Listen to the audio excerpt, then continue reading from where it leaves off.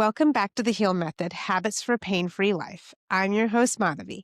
I'm delighted to have you here today. If you listened to the last episode, we talked about why motivation isn't the problem and why trying to force yourself to change often creates more frustration, not more progress. Today, I want to build on that idea by talking about something even more powerful. Yes, your environment. Because the truth is, most of the changes we struggle to make and sustain have very little to do with who we are and a lot to do with what surrounds us. So you don't need to be fixed. You need to be supported because we're not broken. So many clients have come to me feeling discouraged, and they would tell me things like, I just can't stay consistent, or I do well for a while and then I fall off the wagon. Or, why is this so hard for me when it seems easy for others? And often what they're really asking is, what is wrong with me? But what if the better question is, what around me is making this harder than it needs to be? Behavioral research, including the work of Dr. Katie Milkman, shows us that something important. Human behavior is highly responsive to environment, not just our physical spaces, but emotional environments, relational environments, and internal environments too. In other words, we don't rise or fall based on discipline alone.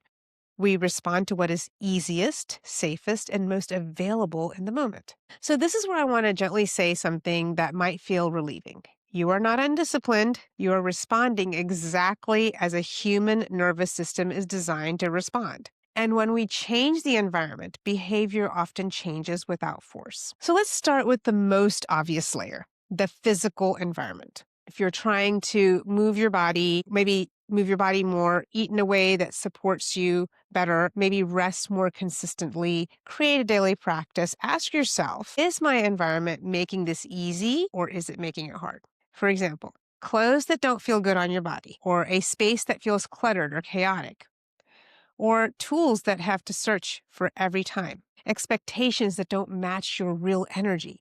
You see, these small frictions really matter, not because you're weak, but because your brain naturally chooses the path of least resistance. Now let's talk about body confidence. Your environment will include mirrors, lighting, clothing, language, and even how you talk to yourself when you walk past a reflection. If every day your environment is subtly telling your body, you're not enough yet, your nervous system will brace, and a braced body doesn't change with ease. You see, confidence grows in environments that feel neutral, kind, and safe. That's not indulgence, my friends. That's biology. Your environment also includes people. And this part really matters. It matters deeply. If you're trying to speak more confidently, but you're always choosing moments when you're exhausted, maybe your emotions are already high and you feel dismissed or rushed, of course it feels hard to show up clearly.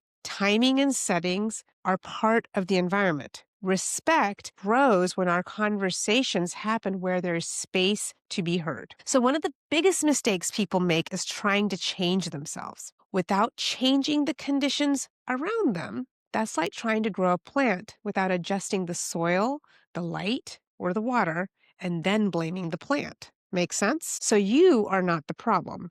The setup matters. This is also why so many changes don't last, i.e., New Year's resolutions. We make them in bursts of motivation, but we don't redesign our environment to support them long term. Sustainable change is quiet. It doesn't rely on willpower every day. It relies on systems that hold you when your energy dips, because it will dip. That's called human, being a human.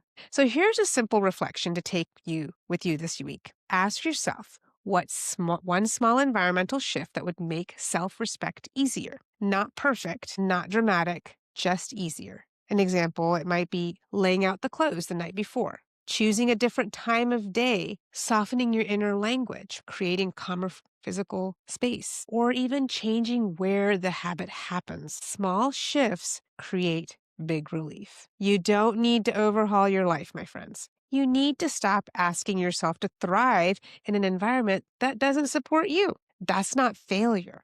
That's wisdom. In the next episode, we'll be talking about something just as important, timing. Why, when you try to change something, matters just as much as what you're trying to change. Until then, notice what's around you. Notice what makes things easier and what quietly makes them harder. Awareness is the beginning of sustainable change, my dears. Thank you for spending this time with me. Until next time, I invite you to live healthy and live well. If you'd like to learn more, join me in one of my yoga classes. Sign up for a discovery call for coaching. All the information is in the show notes below. Take care and live well. Bye for now.